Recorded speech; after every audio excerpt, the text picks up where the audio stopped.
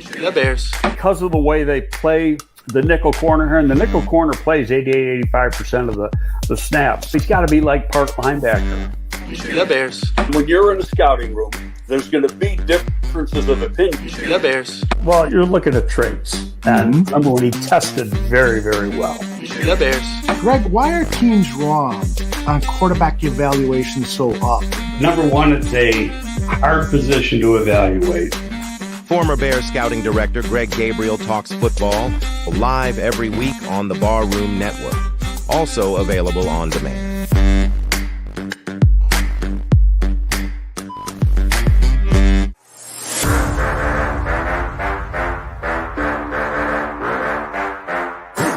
Look, I think it's a good time to be a Chicago Bears fan. There's a lot to be excited about.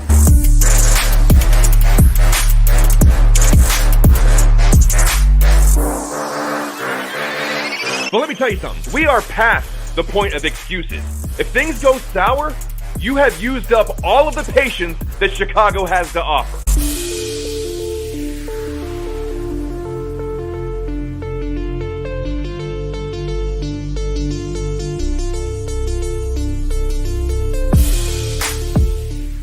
The following program is rated TV MALV. It contains strong language, violence, and nudity. It is intended only for mature audiences.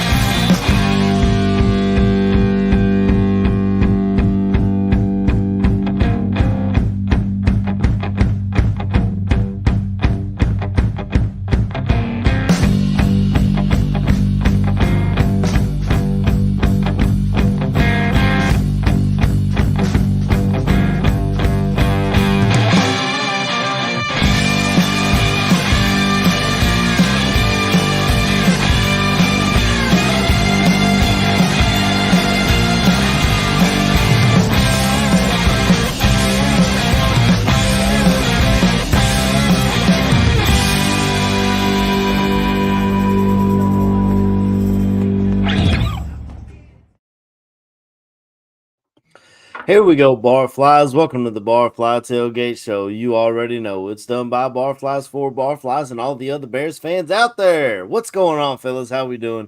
The Bears win last week and improved to 500 again, which is nice. It froze up there for a little bit. Oh, am I froze still or am I good? No, you're good, mate. Now. You're like froze right in the middle of your last sentence, though.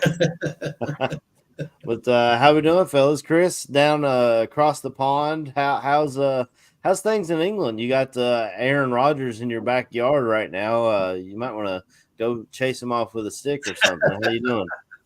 I'm doing great, mate. It's so weird because I'm looking at you guys, and then just to like my left, I can just see the game. So I can keep seeing Aaron Rodgers pop up. So I keep going, way boo, when he comes on the screen. But no, not a bad week, mate. Always good when it's been a Bears victory on Sunday.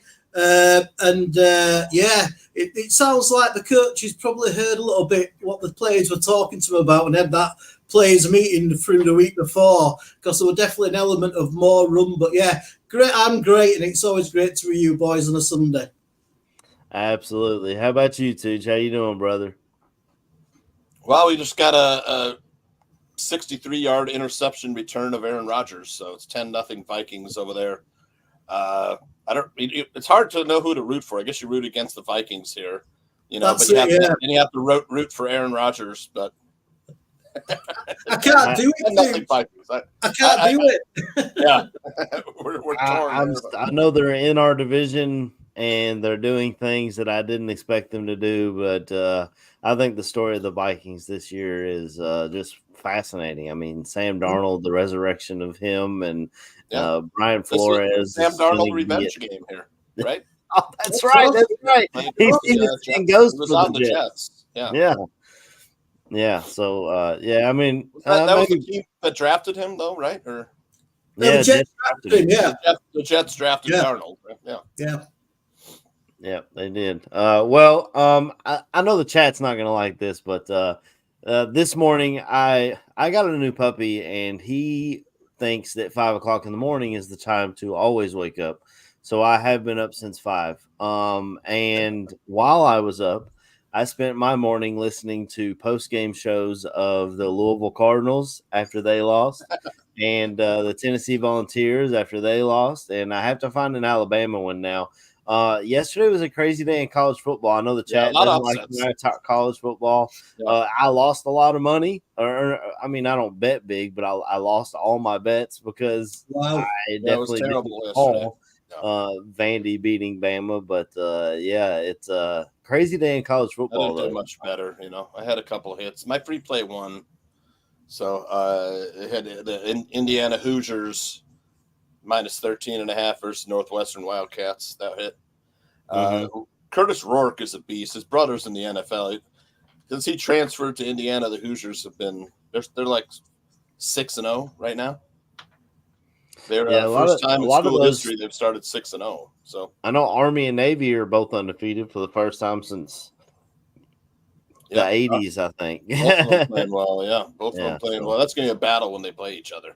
Yeah, it will be. Yeah. But a friend of mine, Notre Dame fan, he's like, well, they both got to play us. He's like, they'll be undefeated until they play us, but we'll see how all that plays out. But yeah, crazy day in college football. Iowa didn't cover. So it was 7-0 at halftime too.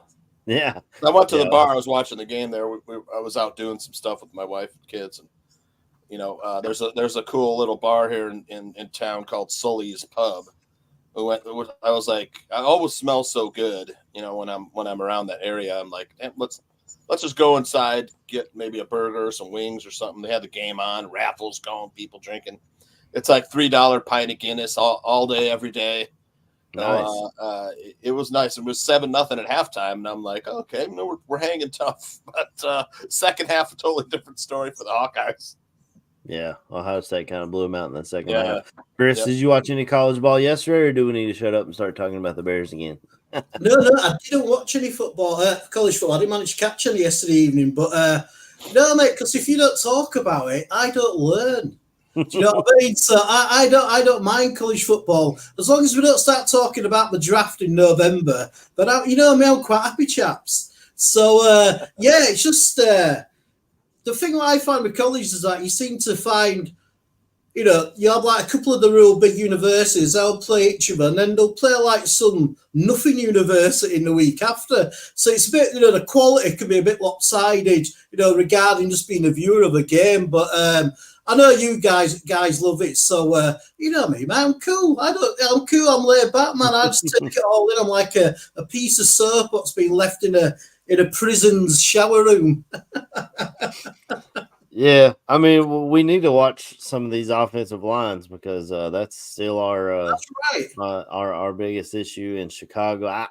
Although I did like the way they ran the ball last week. Like you said, C-Dub, it seemed like the offensive coordinator, the head coach, they must have been tuned in to our show last week and realized, okay, this guy in England's calling us wankers. We should probably figure this out. And they put Doug Kramer in at fullback, which is a wrinkle that I wasn't expecting. That was kind of cool to see. Yeah, twice. Ran the ball with Roshan Johnson. Well, let's get into last week.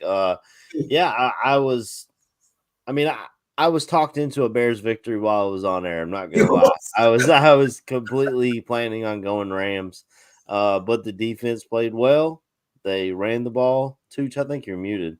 What did I say last week? Classic letdown spot for the Rams coming off a big victory against the Niners.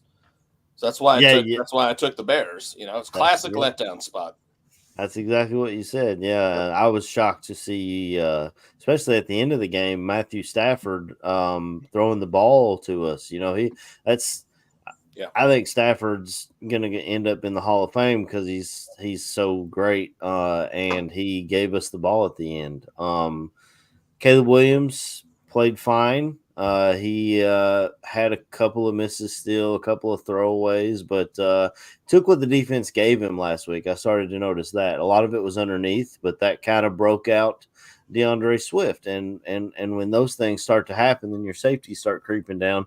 You just got to hit those shots, man. That's the only thing that I still am missing with Caleb's game is the deep balls. Yes. He overshoots his receiver a lot, so he'll have to get that figured out. And I'm tired. I've been seeing all week about DJ Moore's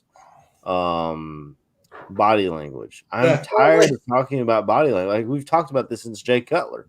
Does any other fan base spend this amount of time talking about a player's body language? Like I don't get. Yeah, he's upset that his team's not making the plays and that all of their losses are one possession games. So he feels upset. Okay, yeah, I wish I could have made that play and we'll figure it out and we'll go from there. But Chris, I'm sure you were excited to see us running the ball, old school ground and pound. What did you think of the game last week?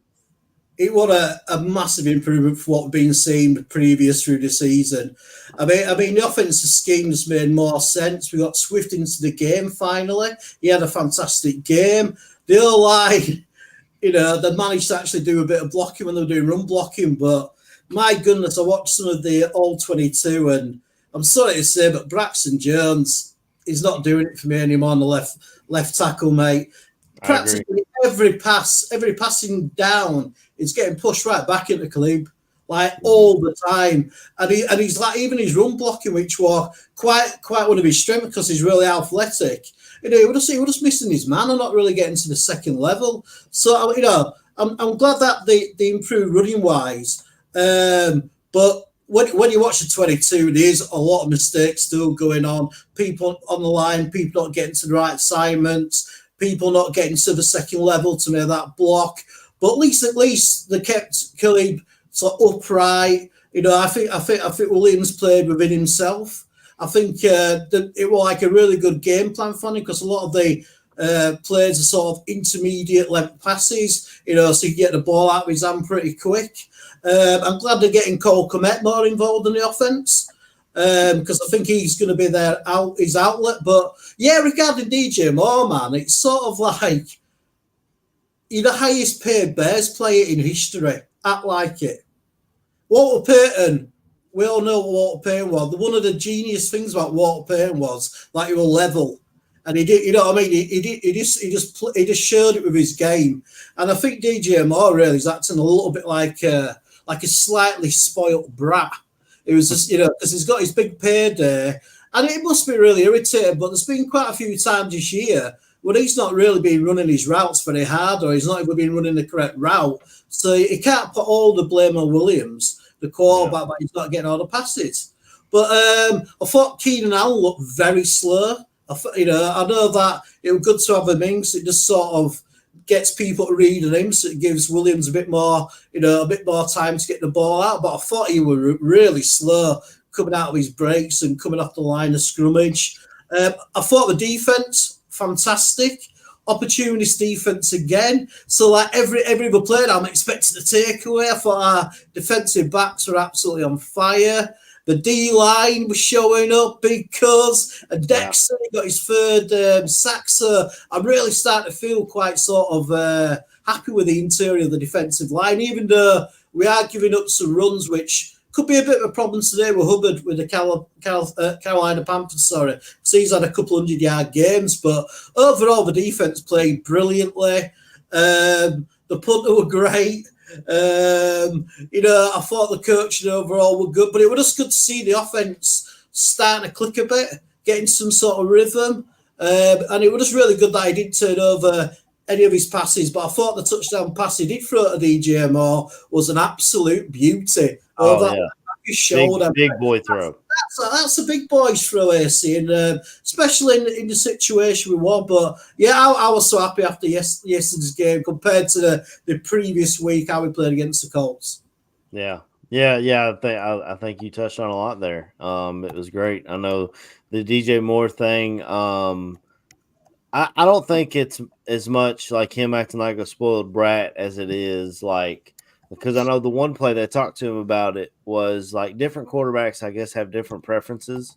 And on the one where there was an obvious miscommunication, DJ was running away from the safety where Caleb wanted him to keep going up straight, which was a huge miscommunication. But he said that's what they talked about on the sideline, and they're good to go now. They'll basically, he said we'll do Caleb's way the rest, the next time. So they're getting on the same page. Sorry, AC, but didn't you find that a bit of a weird thing to say? Like a little bit like, oh well, we'll just do it Caleb's way. It was. I thought it was in the moment, but then when I listened back to, I think Matt Ryan talked about it, and he was like, when I was a quarterback, I would tell him this is the way we're doing it my way. So I guess that's just kind of how it is. DJ, he's played with so many different quarterbacks.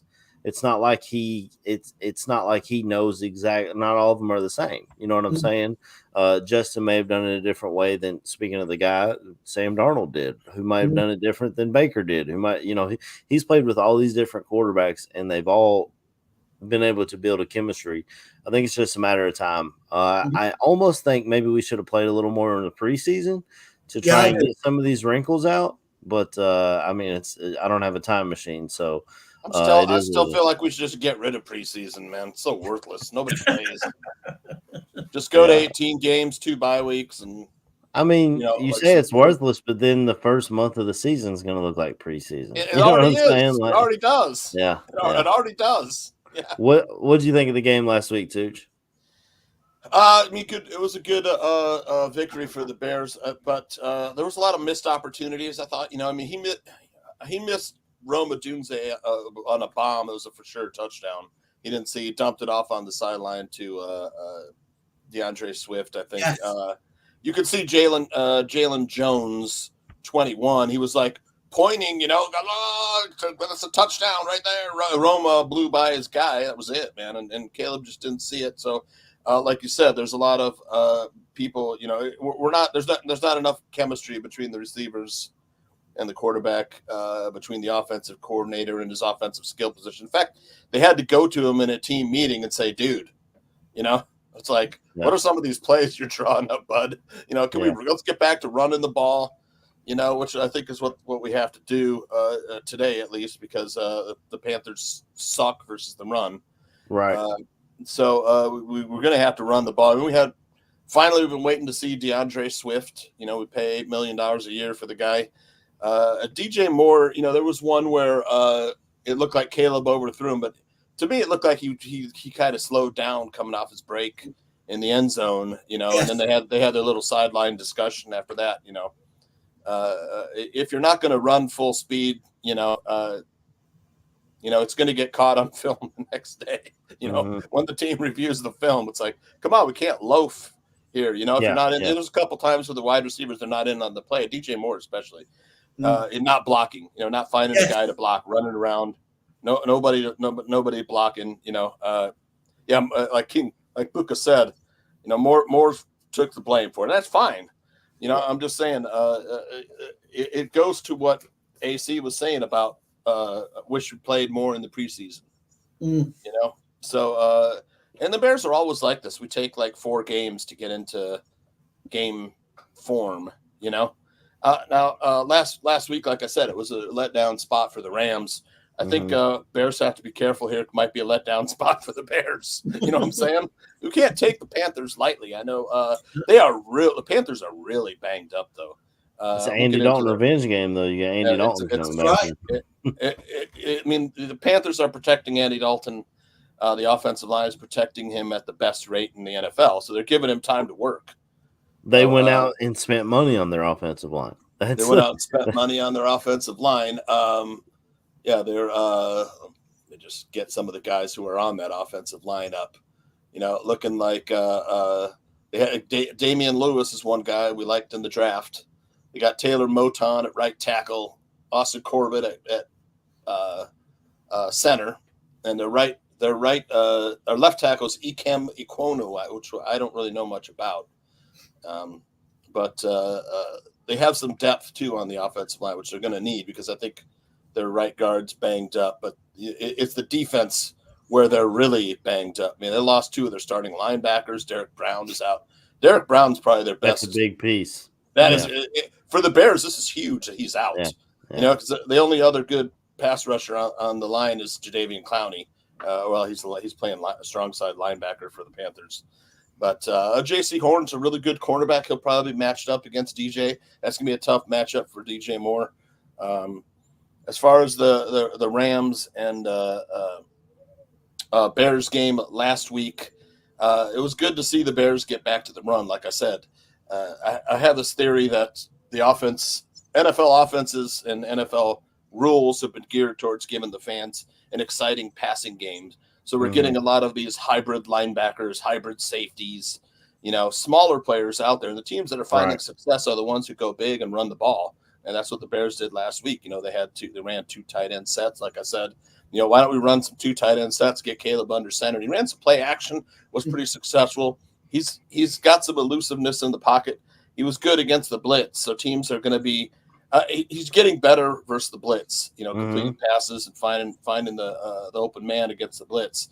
And that's going to be the whole other teams playing against him all season long. It's not a secret. Yeah. They're going to blitz the hell out of him. He's getting better. He's doing better, but until he's really making them pay, that's when that's when they might have to readjust. But I like what you said about Caleb going under center. I'd love to see a lot more of that. We had Doug Kramer lined up, the mini fridge. Yeah, I heard him call him that. And is that what they called Akeem Hicks when he went back there too, or was that? I think Doug Kramer played fullback in high school. I heard something. Yes, he said that. Yeah, he played fullback. Cool, That's great, man. I love it. I like him a lot better than Blossingame. I'll tell you that.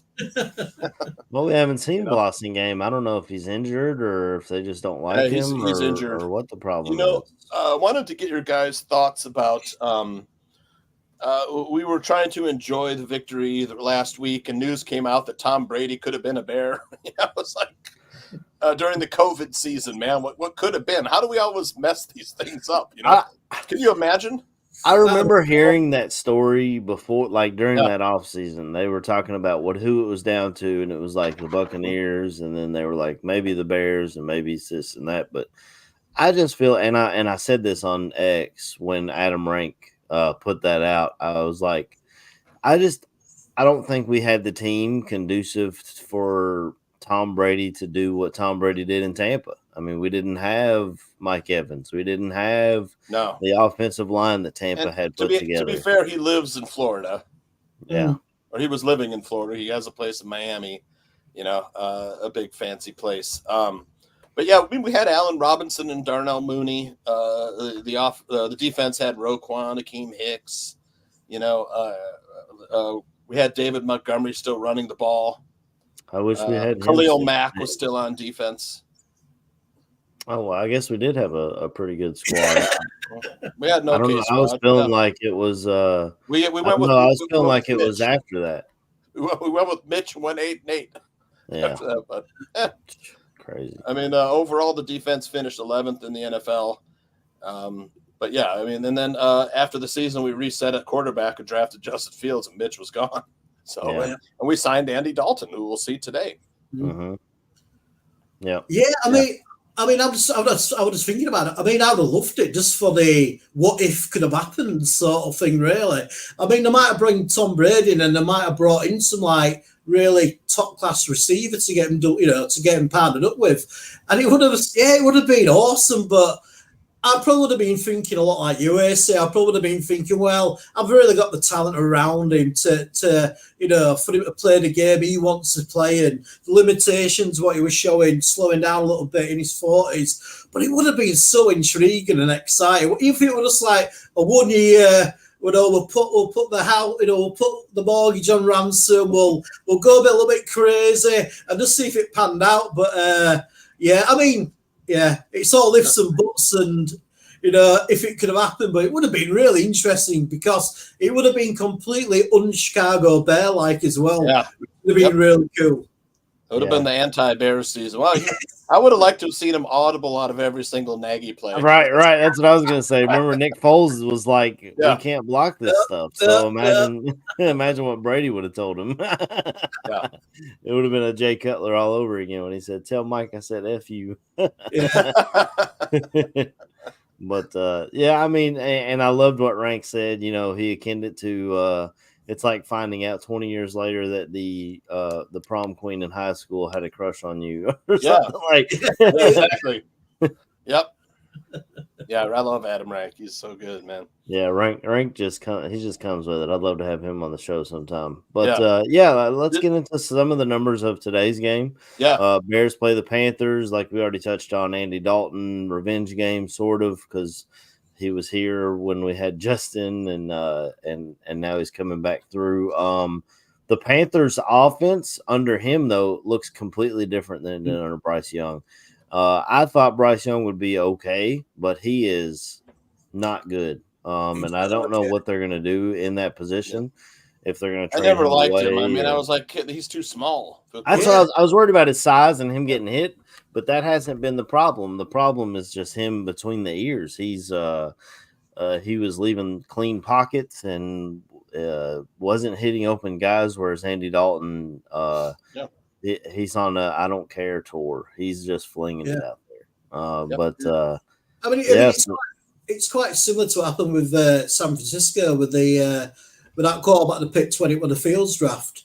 And I don't even know if he's on a squad. I know they like to trade him out to Dallas. So I mean, it might just be a matter of, is anybody willing to take up his contract and we can sort of get rid of him. But I like you boys. I mean, I could have seen him play last year, and I thought, God, he's just a bit of a slip of a man, isn't he, really? And getting sent to punishment. And, if you haven't got it between the ears, that's probably the most important part of being a quarterback. Is he's having to use all that information and manage the games. I mean, they definitely have been better under Dalton. So I think they definitely made the right decision, the Panthers did, by benching the young QB. Mm-hmm. That's true. Yeah. I mean, Dalton's kind of got them playing better as a team. Is Adam Thielen still hurt out there, Tooch, or is he? He's on injured reserve now. You got Xavier Legette, who they drafted high. Yep. They brought in Deontay Johnson from the Steelers. So these are some of the pieces on offense that Chuba Hubbard is the running back out of Oklahoma State that was really good in college and has done okay. And they still got Miles Sanders, or they still got Miles Sanders and Jonathan Brooks. They drafted, and he should be coming off IR soon. He won't play today, but look, the Bears have to cut off the Panthers Johnson. I hate the bad pun, but we need some Johnson on Johnson action here with Jalen on Deontay. That's how we're gonna, because Deontay Johnson, he's one of the best separators in the NFL. Right. He's always open. We just have to, Bryce Young was never finding him. Now Dalton comes in, and it's his favorite receiver. So we take away that favorite receiver. I think we got a good chance. I would hope Jalen Johnson shadows him, but I don't think the Bears play that. They play left and right. Yeah, I think they play like you're playing at your position. But I mean, even Tyreek Stevenson. He's not Jalen Johnson. They'll try and get Deontay on Tyreek. Yeah.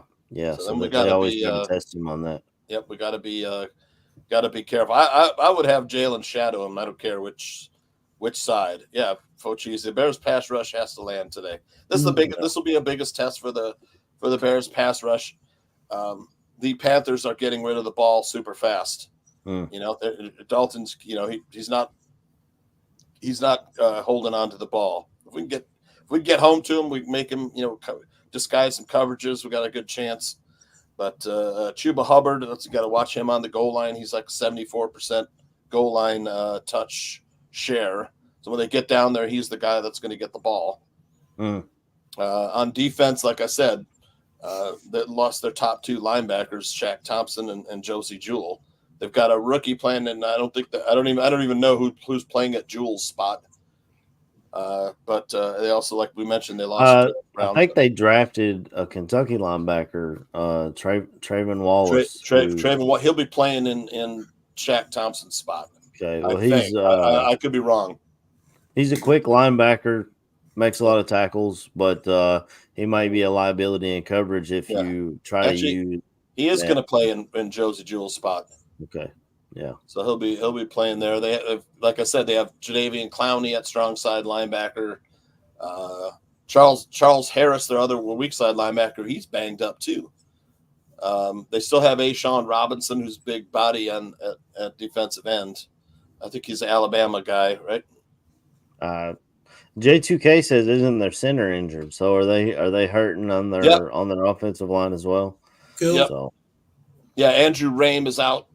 I think that was a guy they drafted. They have Austin Corbett though, lining up at center. Overall, their line has played well. By the numbers, before this is, you have to take into consideration. Part of this is with Bryce Young. Panthers offense averaging 291 yards per game. The Bears are only averaging 253 yards per game. So our offense really needs some work, man. Their defense. Listen to this though. The Panthers defense, 358 yards per game, 32.3 points per game. That's worst in the NFL. I was watching. I think it was last week. The Bears were playing the Rams, and the Bengals were playing the Panthers. That's right. So I was watching both of those games, and Jamar Chase absolutely went off. So there's things in the passing game you can do. The biggest issue with the Bengals is their defense. So I didn't get a great look at what Andy Dalton will do under pressure or anything like that. But I was able to see the passing game for the Bengals was exceptional, and they were able to run the ball whenever they wanted to, really. So I'm not as worried about the Panthers defense stopping us as I am what their offense is able to do. I was listening to Hogan John's preview this game, and they brought in the Carolina Panthers writer, and he was saying that the offense under Andy Dalton, now it's only 2 weeks, so obviously it's very small sample size, but the offense has been a top 10 offense under Andy Dalton for the last 2 weeks. Like they played the Bengals last week. We don't have any common opponents with them, but it could have been a different game. They were stopped on the red zone, or on the goal line in the first quarter. So they didn't score against the Bengals, and then after that, they had a turnover in the red zone. So they could have been a lot different if they had scored on that first drive. You know, because those 34-24 score, if I'm not correct, but they could have been 34-31 and driving to tie the game. You know, at the end. But like you said, there's a whole different offense with Dalton. You know, but the Bears are injured too. I mean, Tevin Jenkins, you know, so that Matt Pryor is going to take over for him. And I don't know. I liked him in the preseason. I've seen some things I didn't like recently when I went back and watched the game. But I mean, I like his enthusiasm, and he's a big body. To me, he's more of a right tackle. And that's what I'm thinking. Yeah, and then DeAndre Carter, a kick returner, is questionable. That's going to be. And we have to see if Valus is active, because that could be a turnover in our side of the field if he always seems to fumble the ball, man. Don't bring him on. Yeah. So where's Tyler Scott at? Yeah. Tyler Scott needs to be involved. You know. I don't know. He's returned punts before, I think, too, right? Tyler Scott. I think so, yeah. Or maybe Khalil Herbert, because he's not really getting much of a look in all, is he, this season? And he'd be like an ideal candidate for the new kickoff route. Yeah, great. It's really suitable for like a running back. Yeah, that's a no-brainer to me, Chris. Yeah. They should. I just think I want to see the offense more or less stay balanced like last week, and then if we had success, just opening the book a little bit. And seeing if we can get downfield a little bit more with the passing, and not ask Williams to do too much, but just sort of just work on what we did last week. And if we're winning the game, or if we're moving the ball on, and just sort of slightly open the playbook. But again, it starts and ends with the trenches, doesn't it? Really, boys. You know what I mean? Yeah, so he's Tevin Jenkins definitely out then too, because I'm sure I read he might be all right actually. I thought he was day to day with he's questionable. Questionable, right. So I mean, even if he does play, with the bruised rib, He's got the rib injury. Yep. If he's getting hit in them, and those D linemen are going to take those shots while they're in there. Oh, yeah. He's limited in practice Thursday, Friday. Oh, really? So yeah, he'll carry that injury designation today. DeAndre Carter also has the rib injury. AC. Zach Pickens has a groin injury, and speaking of invisible guys too, seen him. He's been out all year with that groin injury. Yeah, it has, hasn't it? Yeah, I was just going to ask if that were true. So yeah, Pickens and Terrell Smith, the cornerback, have already been ruled out. Right. So yeah. Well, I mean, with the Panthers missing their center, I think Big Cuz and I really like what I've seen out of Javon Dexter this year. I think they should have good games. Yeah. People have already been putting up the side by side. Yeah. We'll talk a little about them. People are putting up the side by side of Jalen Carter and Javon Dexter because Jalen Carter was the guy that everyone said we missed on, and Adam Ho's going to die on that Jalen Carter heel, I guess. But I really like what I've seen out of Javon. We talked to Big Cuz the offseason, and he talked about how well Dex has been working really hard about his pad level and coming through and doing what needs to be done. I'm really happy with what I've seen. I was happy to see Sweat go off a little bit last week. He said, they tried to block me with a tight end. I made them pay for it. So I need some more of that. Go ahead and try and block him with a tight end again. He kind of reminded me of the Michael Jordan meme. I took that personally, Well, I mean, regarding Dexter, it's just so nice to see a player who completely worked his ass off in the offseason. Regarding his physique and his body, and he came back in such good shape, and and now he's seen the fruits of his labour, and that's really rewarding because I love to see players improve. I never believe that a player is like the finished product. I always feel like they can improve on some element of the game, and it's awesome when you see one of the big boys get a bit of recognition, and and also as well, if he plays well today, man, it's like the quickest route to the quarterback is up the middle. So it's like you say, AC, if him and Big Cuz can start dominating in the middle, then Dalton could be on his backside quite a lot this game coming. Yeah, he gave up. He traded honey buns for sacks. Yes. Yeah, three sacks in the 4 games. Has one of the highest pass rush win percentages in the NFL for defensive tackles. But if you guys remember, when we traded Roquan Smith, we acquired Tremaine Edmonds and TJ Edwards for the price, and then the pick that we got for Roquan became Gervon Dexter. Yeah. Yeah, it's been a heck of a. I mean, a lot of people want to talk about Poles and what he has or hasn't done along the offensive line. But some of the other picks, like we're seeing Kyler Gordon play well. Jaquan Brisker last week was the one making the game-sealing interception. You see Javon Dexter playing well. Obviously, he needs to work on the O-line, but some of these other picks are hitting for us. Sorry, AC. Completely putting you in there, mate. Sorry about that.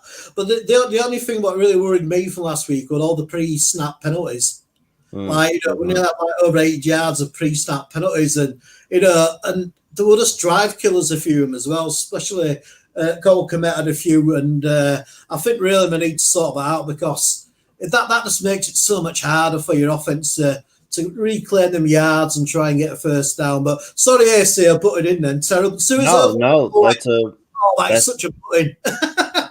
No, that's a great point. I mean, it's nearly a football field that they gave up. Right. That's almost the whole score, and our offense is not, as Tooch pointed out, with our offensive yardage. It's not like if we get a false start and we start out behind the sticks, it's not like we have the high-powered offense to fix that.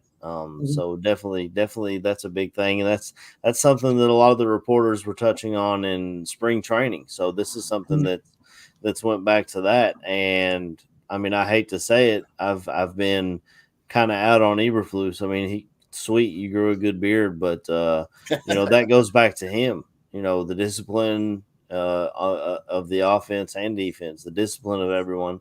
That goes back to coaching. If your coaching's not there and not doing the job, that's your players are a direct reflection of your coaching. We had a lot of penalties in that Rams game. Yeah. This is also the Eddie Pinheiro revenge game. He's the Panthers kicker, by the way. If you didn't know. Yeah. Yeah, of course, yeah. You know what I will say about Pinheiro, though, is if I put him out there on a 56-yard field goal, I have a little more faith that it's going through the uprights. I love Cairo Santos. He's an accurate kicker, but I feel like every team in the league has a guy who can hit it from nearly 60, and we don't. Yeah. So that's a thing. If they draft a kicker late in the draft, didn't we just pay Cairo? Yeah, we did. Yeah, they paid him on a 4-year deal, but I don't think they paid him enough to keep me from upgrading at that position. I just don't know. Just a little one, just harping a little bit back to last week. I was just thinking about it. Like the players, the leadership of the offense had a players meeting with Walden. Don't you think that should have been the head coach? Don't you think Eberflus should have realised, like, look, I need to speak to our OC because we need to run the ball more. Don't you feel like that should have been something the head coach would have picked up on? Because I can't remember if I said this on last week's show. It were on the British Bears show that I think it might have been this show, but apparently like Waldron got told by Pete Carroll when he were with the Seahawks to run the ball because what he was doing wasn't working. So, I'm glad it happened with the players, and I'm glad like Walden took notice, and he wasn't one of these OCs who's so pig-headed that everything's got to stay their scheme, and they're not going to try and change the scheme to the players' preference, like we've had with Nagy and Getsy. So I'm quite glad that he did take it on board, but to me that should have been the head coach, like bringing Waldron into his office on Monday, going, look, chat, we need to change this around, and we need to get that running game going. But it's worked, so I suppose that was just a wasted conversation. I apologise. No, I mean that's a good point, but I feel like they can make that they can have that conversation on the sideline. Sure. They've all got headsets. He can look at him and say, "Hey, why aren't we running the ball? Hey, can we get Caleb under center and have him hand the daggone ball off?" I mean, he's a defensive-minded head coach. I'm dealing with that in college on my college team as well. So Coach Mark Stoops would rather run the ball 600 times and play good defense over throwing the ball all over the field, which is something that Waldron likes to do. And I get that the pieces we brought in kind of points your offense toward throwing the ball around. But like you said, Chris, Keenan Allen hasn't looked great. I mean, his best play last Sunday was getting held in the end zone to give us a first and goal at the 1, Did you watch JT O'Sullivan this week? I didn't watch the breakdown this week. He was like, Keenan Allen, this is way too slow, man. Look at the other guys. They got Komet and DJ Moore or Rome Badunes. They had like 5 yards on him off the when they took off the line into their routes. This is just not good enough, man. Really, I wonder if Father Time is catching up with Keenan Allen, which kind of sucks because he catches up with everybody. AC, yeah, he's a guy I like a lot, and his route running was always what got him open in the past. Though he's never been like a burner. Too. Yeah, he's never been a burner. He's been a technician, route runner in his size and hands, But he also had Justin Herbert for last year, but. He's playing with a rookie quarterback who's not used to him. He's got the heel or foot injury.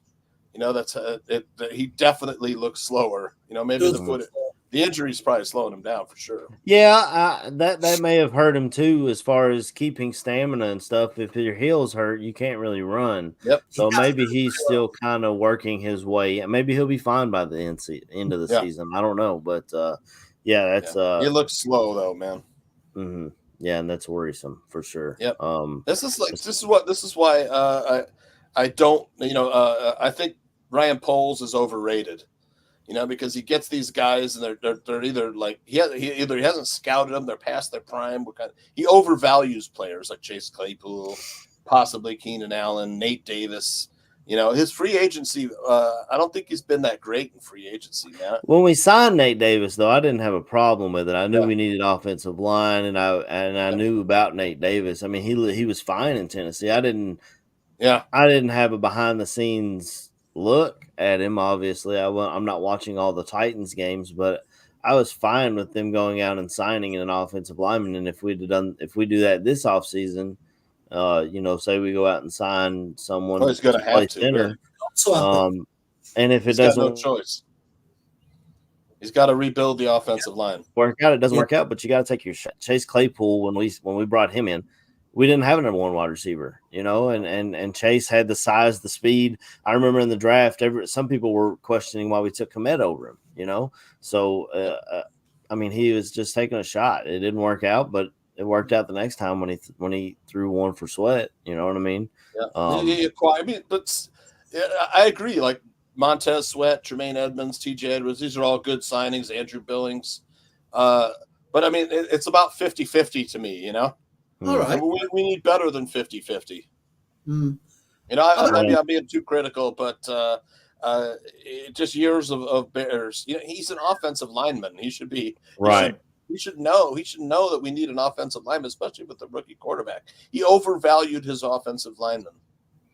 Yeah. That may be a big thing. I mean, that first draft, he drafted Kramer, he drafted Ja'Tyre Carter, he drafted another guy too, Zach something, who's gone out of Zach. There was another offensive lineman, like a 6th rounder.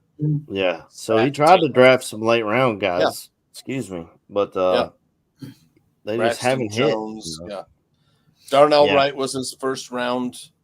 It was a decent player.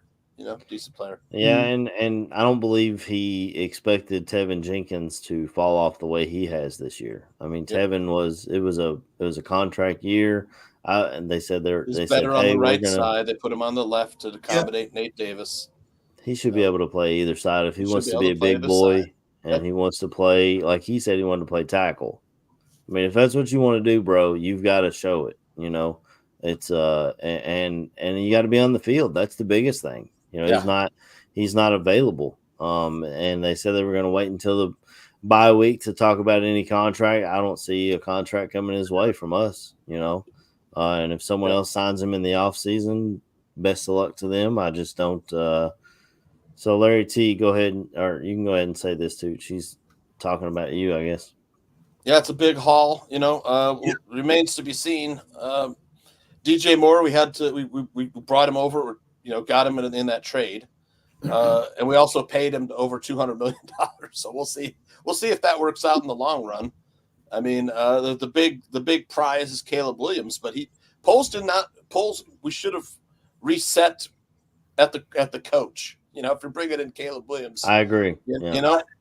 So to me, I'm gonna look. Brian Poles can't let go of guys that he either brings in or drafts. Bayless Jones, Matt Eberflus.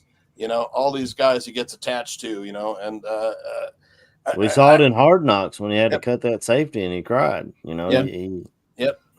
He's an emotional guy. I do like Broski Bear here says that he calls him pole shitter, which I don't agree with that. Thanks a 5th round pick out of Southern Utah is good enough to be a starting left tackle. We need a stud, not a pushover. I used to say this about Jamarcus Webb, but then I watched what the Philadelphia Eagles did, drafting a 7th round rugby player and making him a legitimate starting left tackle in this league. It can be done if you have the right coaching and you have the right scouts. But I'm not sure we have. I don't think we have the right coaches. Yeah. I mean, I've maintained that too. I think with Matt Eberflus, we have a great defense. I don't know, but that's always the case. We have a terrible offense. Great defensive coordinator. I don't know if he's a good head coach. Yeah. We always my lifetime. I don't know. We've only had a great offense once or twice. We had a really great offense one year when Ron Turner was the offensive coordinator. We had Marcus Robinson and Eric Kramer. That was great Bears offense. Going back even further with McMahon and Peyton, we had a good offense good enough to win the Super. They were a good offense with Eddie. He was his offensive coordinator, 40 years ago, but comparatively within the league. And then Trestman came in. We had an all right offense, but we could never had a good defense at the same time. I was excited about Mike Martz when we hired him, but that was awful. And Broski Bear, to answer your question here, no, I don't think Braxton is the answer. He might be a good depth piece, but he's not a starter. He still can't handle the bull rush. A backup. Yep. But my point was, you can find those guys. You just have to pick the right one. I mean, you see it around the league. All these offensive linemen aren't all built through first round picks. They're building through free agency, through later round picks. We haven't seen Karan Namagaji. That's right. Mm-hmm. I don't know what I'm going to see out of him. I mean, he's an offensive tackle coming off injury out of Yale. At a small But I mean, he's got Braxton Jones's lower body is so thin. That's why he can't anchor. Kieran Namagaji is like thick. If you ever seen him, his body thick and powerful. That's what you need an offensive line. I mean, Braxton Jones is a good technician, but you bull rush and push him right back into the quarterback. I agree with Buka right here.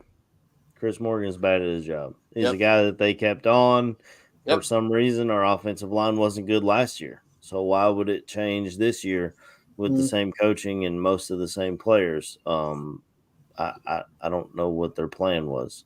Yeah, and I think as well, AC, that he's also in charge of the running game as well. So he's not on making a mess of the general offensive line play. He's fucking up on the fucking running plays, which is your bread and butter as an offensive line coach. But I think my little take on polls is that I never expect any GM to be 100% because we're talking about projecting what human being's might offer you over the span of years. So I never expect 100%, but the offensive line has always been a mystery with me. The lack of effort to get real top-class offensive linemen, especially in being an ex-offensive lineman. And I do agree with you, Tooch, that I do think he sort of holds on to lower sort of round plays for too long because maybe they might reflect his struggle what he had as a player trying into NFL. So he might always have been looking for that underdog because, he was an underdog when he was trying to get into the NFL. So it could be something, something like that. But I mean, as a general rule, I'm happy about. I agree. Totally agree. The trade. He likes underdogs, Chris. Yeah, the trade he made with Carolina was a fantastic trade, and you think about how that's paid off this year. But it's just so frustrating when you just think we've got all these weapons this year, and as offensive line are playing terrible. Yeah. We never seem to get it all happening all in one go. And maybe that's just an aspect of what sport is. You'd always try to fill them holes and improve, but does that mean you're leaving another part of the squad, empty of talent? So it's a really massive big juggling act they have. But the O-line, mate, I just want to, I don't think we've really had a really great offensive line since the mid-noughties and the mid-80s. Basically, I think those earlier 2000s when you had Olin Kreutz in center and you had Roberto Garza beside him and Reuben Brown beside him, that interior, I mean, was really strong, and the tackles. I mean, I don't remember them being great, but they were good enough, and I think that's the last time we had everything figured out there on the offensive line, but. It's nearly 11 o'clock here. We've got Tooch coming up with the Fantasy Goon show after this. So, he's wearing his Goon shirt today. I'm ready for the show. But I was wearing my Iowa Hawkeye shirt for too many days, Aaron. You got to wash that thing after yesterday. A little right. I can see it walk out behind you on its own way, on its own steam. That shirt about to walk out of here on its own, right? Yeah, I'm out of here, man. But let's get into some predictions for this game. We've got the Panthers coming in, as we've touched on. They've got a lot of injuries. We've got a few injuries, but I feel like they're more hurt than we are. They've already gone through a quarterback change. They've got the worst owner in the league. 100% the worst. Yeah. Yes. He took Dan He Snyder's dogs place. his own players, man. He took It's like, Dan get the Snyder. fuck out of here, you know? And they say he was the main reason behind He them wanted drafting Bryce Young, right? Yeah. Yeah. And then he's like, this guy out. can't play. I mean, you're Yeah. the one who wanted him, dude. Yeah. I mean, I think like it came CJ out. Stroud a lot more, man. I was like, Stroud was the best quarterback. He had the size and that kind of matched what. Speaking, I mean, Frank Reich's out of a job because of that. Maybe he's a guy that we see this offseason get another shot because I think he's still a good head coach. Yeah, he just kind of got. I mean, Carolina's a bad place. Look what Baker's doing now. Look what Sam Darnold's doing now. This is people go to Carolina and don't come out, but. Yeah, so let's get into these predictions. Give me a bold prediction, a score prediction, MVP, and then hit your shout outs. I'll start with Tooch, and then go Chris, and then I'll finish this off. Well, we got over under a 41, which is an implied total of 20 to 17 would be under. 22-18. Yeah. 22-18, 21-17, around there. Because with a 4-point spread, I'm going to say it. I don't think the Panthers get past 20. No, I'll I tell you don't. that right now. So I'll say Panthers 17, Bears 20. And then my whole thing has been I don't think this team has much of an identity other than the defense, and I'm so tired of the Bears being, their identity being the defense. But I love it when we have a great defense. We have a great defense now, but if you look back on it, man, we didn't really have. We could very well be 0-4 or 1-3. With the Tennessee game, if they didn't have Will Levis, we would be 1-3. Right. With Will Levis throwing us the game. But we've been in every game, and that's encouraging. So the Texans game, we still had a chance to win at the end. The Colts game, kind of were trying at the end. It got away from us a little bit at the end too. And then the Rams are kind of more put together, a more complete game. I think if we play a more complete game, we'll come out of here with a victory. But again, like I said, this could be a real letdown spot for the Bears, man. Don't take the Panthers seriously, whatever. I'm sure that's not the case. I'm sure they'll be taking them seriously. But I wouldn't be surprised this game is close. So, yeah, 20-17 is my prediction. Bears. So you've actually got Carolina covering. They're eighth. Yeah, I think Carolina keeps it close. The eighth straight home victory for the Bears. Yeah, which is league leading, I believe. That's correct. Longest current NFL home winning streak. That's crazy. Crazy to think about. Player of the game, I'm going to say Jalen Johnson. If Jalen plays lockdown on the Panthers receivers, at least one or two, whatever he does, I gotta say Jalen Johnson will be my player of the game. And that's look, the offense, we've got to run the ball. They're terrible against the run. So I forget how many yards per game they're giving up a crap ton of I think they're like the lower end of the league. Yeah. For on defense, the rush defense is near the bottom of the league, giving up 148.8 yards per game. I mean, they're a terrible tackling team. The Rams are worse. The only team worse who we played last week. You saw they were terrible against the run. The Panthers are down two of their starting linebackers. So if we can't take advantage of the run, we have to run the ball. Mm-hmm. So I think they'll chew clock up. I like the under in this game. I don't think neither of these offenses are very good, but I could be wrong. All right. You want to hit shout outs and then we'll let Chris. Yep. Stick around after the show for Fantasy Football Goon. Joe Mandel's on vacation. Of Steven Zimmerman filling in, and Adam and I. And then Aldo and all the gang. My partner on Bare Their Souls, Dan Aguirre, he worked last night. He wants to sleep and try not to hear any results of the game. So he's like, don't text me during the game. Like, all right, bro, like get some sleep, I don't think that's possible, man. How can you do it? And then wake up and watch the game without any interference? You got to turn. Well, my phone gives me updates, so even if none of my friends text me, I'm gonna see it and then be like, "Well, crap." Yeah, but tune in to all the great shows here. It's football season, tons of content for sure. All right, go ahead, Chris. Give me your predictions and hit your shout outs. Right then. Well, my prediction is I think the Bears are going to win 27-14. I've just got a feeling that this might be the game where the offense just explodes a bit.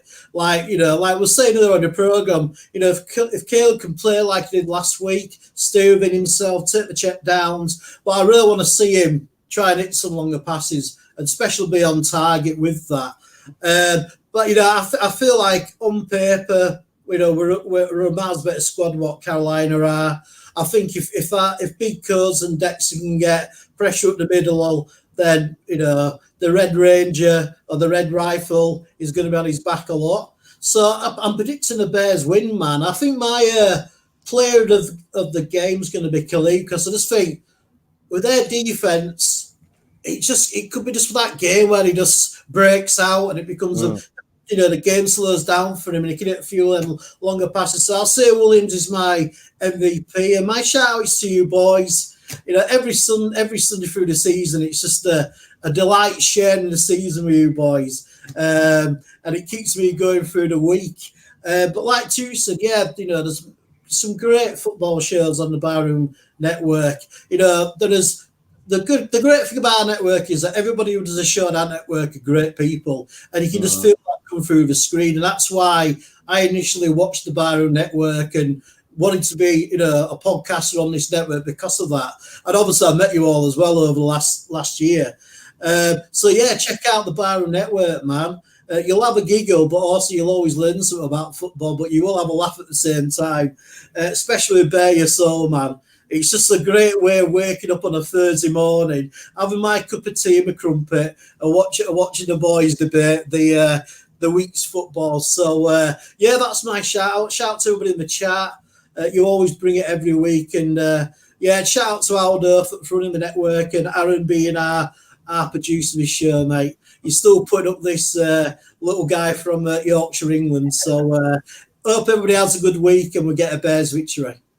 Oh, for sure. Yeah, I got a good feeling about this game too. I just think on paper, talent-wise, the Bears have a better roster than the Panthers. And coaching, I think we're about even, honestly. I like Dave Canales, who they hired in Carolina. This defense plays really hard for Eberflus, and the offense, as long as they continue pretty much the game plan that they had last week, running the ball. We played the bottom, like when we played in Indianapolis, they were the worst rush defense. We didn't run the ball, and we improved their numbers. The next week we played the Rams, who were statistically the worst rush defense. We did what we were supposed to do, ran the ball. And this week, I believe they're the second or third worst rush defense in the league. So continue to do that. And then, of course, like you said, Tooch, they're missing their starting linebackers. They're missing their starting three-tech. A lot of the big names that the Carolina Panthers used to have, they got J.C. Horn, I guess, in their secondary, but they used to have a safety named Chin who was really good. Jeremy Chin. No, not Jeremy Chin. Jeremy Chin played basketball, didn't he? No, Jeremy Chin. Okay. Yeah, they let him go. So they're kind of rebuilding, and they're in the middle of that while letting Andy Dalton get the snaps. I really trust our defense against them to shut down the running game, force them into the pass, and then, like you said, Tooch, Jalen Johnson to make some plays. But I do like what you said, Chris, as far as Caleb Williams being your player of the game, because I do believe we'll run the ball, but I think we'll run a lot of play action off of that. And I think him and Roma Dunze will hit each other on a few deep balls today. So since you took Caleb, I'm going to take Rome. I think Roma Dunze is my MVP. So do. Yeah, score prediction. Give me Bears 28, Panthers 20. So Bears win, cover the spread.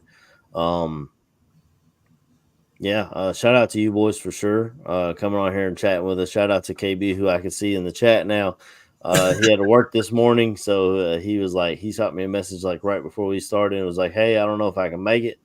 So I said, we'll just start it off, and you can join if you get a chance to. But he's giving his predictions in the chat. He's got Bears 27, Panthers 14.